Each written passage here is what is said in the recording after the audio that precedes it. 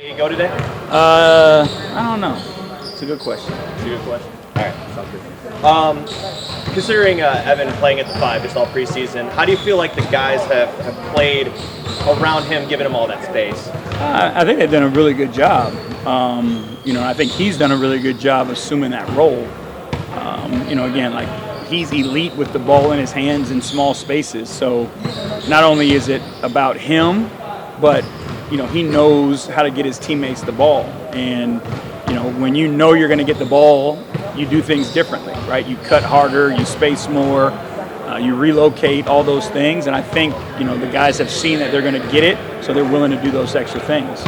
How does the team's dynamic change when Jarrett does play and when those two are on the floor at the same time from an offensive standpoint? I think we have to get to the point where, Evan's usage, is still increased from where it's been in the past. You typically use the 5-man in a lot of actions because teams don't typically switch 5, so you can create advantages. But we just have to do more to keep putting Evan in the action and work versus switches, and how do we get him the ball versus switch in a position where he can still make the right basketball play. And on the defensive end as well, impacting, obviously Jarrett's one of the best rim protectors in the game. So. Yeah, I think obviously, there was a reason why we were elite defensively last year. Because you had those two guys on the floor side by side, making it extremely difficult for people to even see the rim, let alone drive in there and attack us there. So that allows you to guard the perimeter in a different way. But now it just everybody's got to step themselves up. We're going to have different lineups, big lineups, small lineups.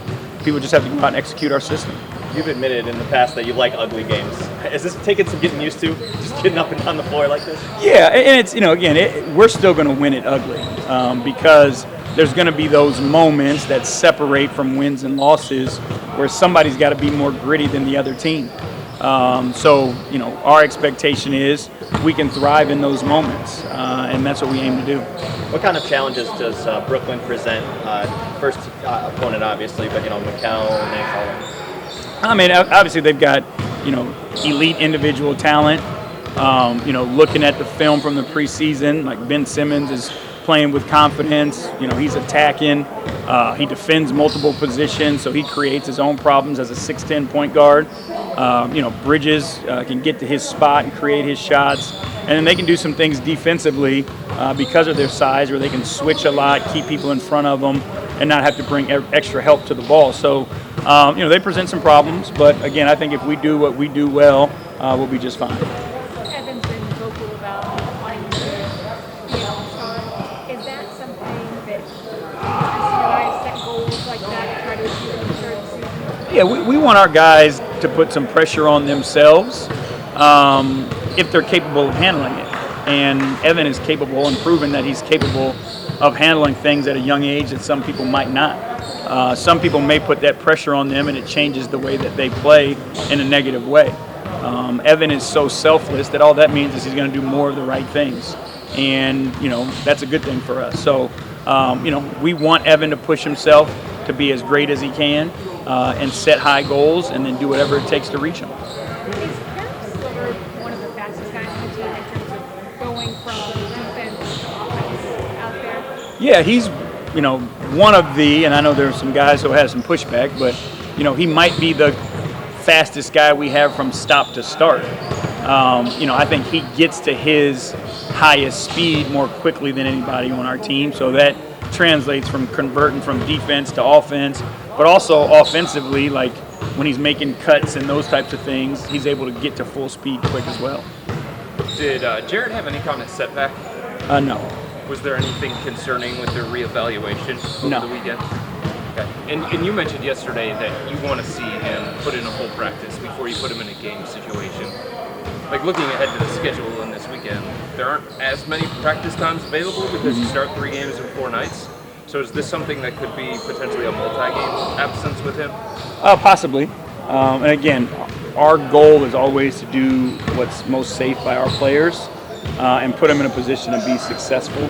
It's a long season, and we just want to make sure that this is something where he's comfortable coming back, and it's not one of those things where now you're ping-ponging him back and forth because he's uncomfortable or doesn't feel like he's got enough reps or whatever it may be. So again, it's not the best because we know how valuable he is to us, but long term, whatever decision we make, that's what we're going for. Not that you weren't able to handle his loss last year, but in any way, do you feel better equipped to handle it this year? And if so, why would that be? Again, we're going to miss Jarrett Allen, right? There's no ifs, ands, or buts or ways around that. Adding guys who have more experience in playing, versatile and different positions, that helps. Having guys who have more experience, games played, those types of things, like they understand where they can pick up slack from, what might be missing. Leaning a little bit more on the offense, with the guys that can space and shoot it. That obviously helps too, take some of the pressure off your defense, but, we still have to get busy on that end also.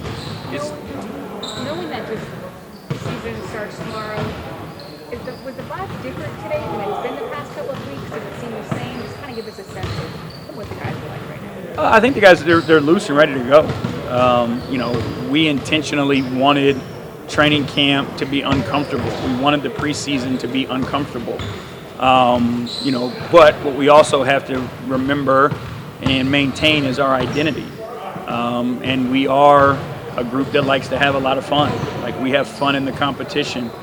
So we can't lose that either. So today, we're ready to go. We took care of business, but we had a good time doing it. Did you succeed in making them, I guess, feel uncomfortable, or did you succeed? I would say yes. Is Dean feeling better? Dean is still sick. So he wasn't able to practice No, today? he was not.